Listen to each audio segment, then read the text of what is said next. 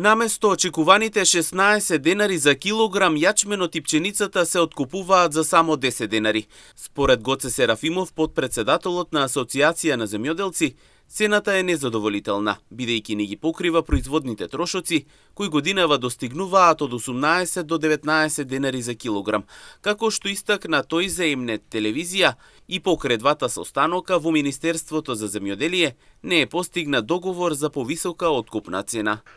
Имавме некои два состанока во Министерството за земјоделие со подсекторската група, меѓутоа ништо не се договоривме првиот пат кога беше уште почната жетвата на јачменот. Сега више завршува и жетвата на пченицата.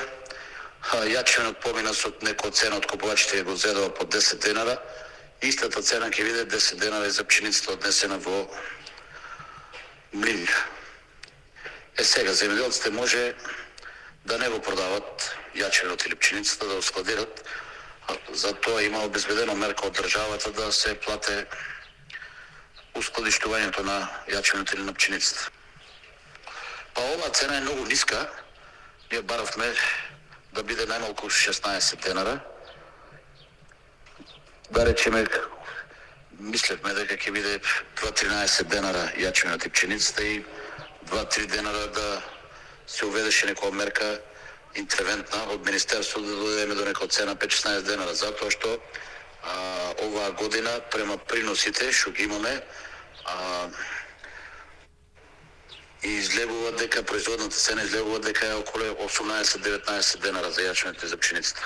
Повеќето земјоделци Серафимов тврдиот и пченицата ја чуваат, додека друг дел продаваат, бидејќи немаат избор.